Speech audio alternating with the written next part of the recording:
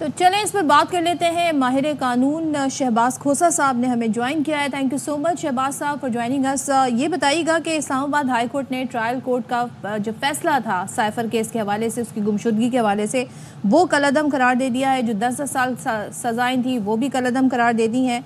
अब ये आप इस फैसले को का क्या स्टेटस हम समझें, क्योंकि वफाकी हुकूमत ये सोच रही है कि जब पूरा तफसीली फैसला आएगा तो हम इस पर एक्शन लेंगे। तो अभी भी कुछ ऐसी चीज़ें हैं जो उठाई जा सकती हैं, जैसे कि उन्होंने कहा कि कौमी सलामती का मामला है। देखें, ये सबसे पहले आपके गेस्ट को, आपको सबको सलाम।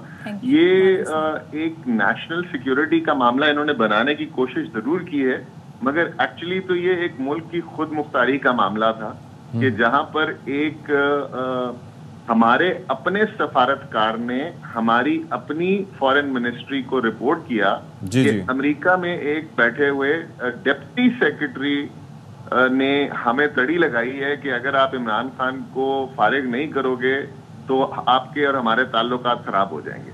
तो ये एक ऐसी बात थी जो कि हमारे सफारतकार को पाकिस्तान की फॉरेन मिनिस्ट्री को बतानी चाहिए थी, और उन्होंने बताई। जो पाकिस्तान के फॉरेन मिनिस्टर ने अपने प्राइम मिनिस्टर को बतानी चाहिए थी, उन्होंने भी बताई।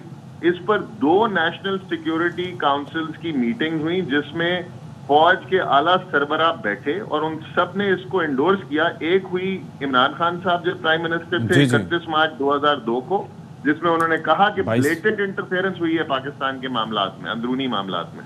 और दूसरी 22 अप्रैल 2023 को जब शहबाज शरीफ प्राइम मिनिस्टर थे।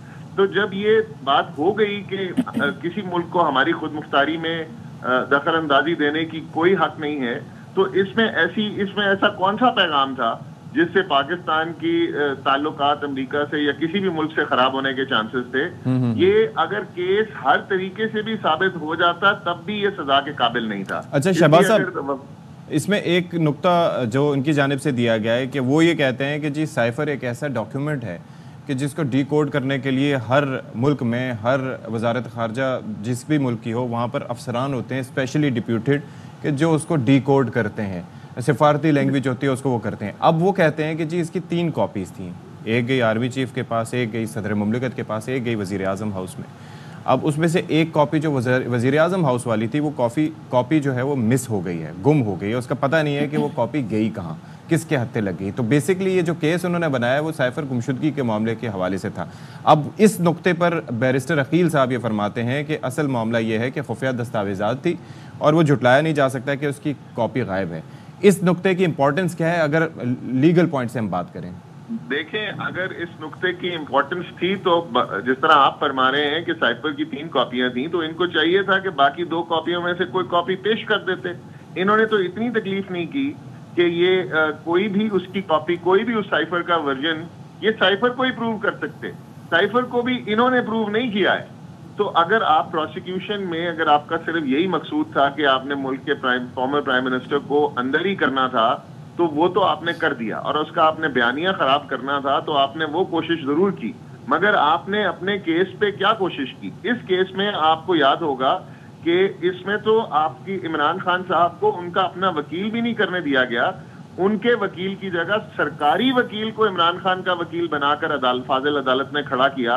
रात 9-9 बजे तक ट्रायल जो है इसमें किया गया, और जितने भी सेफ गार्ड एक एक्यूज को मुयसर होते हैं वो सब की धज्जियां उड़ाई गई। अच्छा। ये जब हाई कोर्ट में केस आया तो ये पीटीआई के वकला ने इस चीज को वहां हाईलाइट किया कि क्या ये हमें वहां पर जो बेसिक कानून के सेफ गार्ड हैं कि वकील आपकी अपनी मर्जी का हो, वो हमें तो वो तक नहीं दिया गया। मगर फिर भी हम आपके केस में जितना एविडेंस आ चुका हुआ है उसकी बेसिस पे आप इसको कंसिडर करें और इस पे अपील का फैसला करें। अच्छा। तो ये तो किसी सूरत भी इसमें सजा नहीं हो सकती। अच्छा शहबाज साहब, आप ज़ाहिर कानूनी उमूर पे बड़ी ज़ाहिर आपका जितना कहते हैं ग्रिप है किसी की हो नहीं सकती। तो ये बताइएगा कि अब हुकूमत के एज ए लॉयर आप क्या समझते हैं, ऑप्शन क्या है? क्योंकि जो प्रेस कॉन्फ्रेंस की हुकूमत की जानिब से वो ये कहते हैं जी हम तफसीली फैसले के बाद अब इस पर एक्शन लेंगे, और जो एक नुक्ता उठा रहे हैं जिसका अशफाक ने भी जिक्र किया कि एक कॉपी तो गायब है, तो और इसे कौमी सलामती से इस मामले को जोड़ना चाहिए था।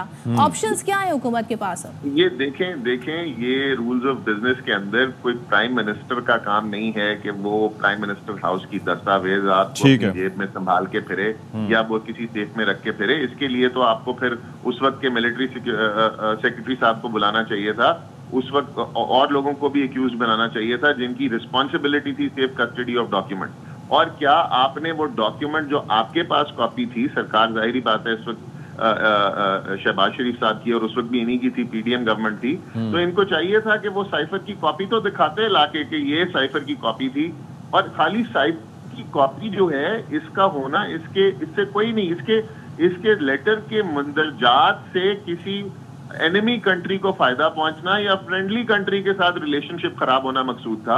आपने देखा कि जो अमेरिकन एम्बेसडर थे वो तो खुद उमर अयूब साहब को असेंबली में मिल के गए हैं, तो कौन से अमेरिका से ताल्लुकात खराब हो गए? पीटीआई की वजह से, पीटीआई की तरफ से भी राब्ते होते रहे और वो भी मिल के गए, ये तो चलता होते रहे। तो ये तो इस केस को तो हर तरीके से अगर ये कर लें, ये शाह से ज्यादा शाह की वफादारी करने वाली बात है।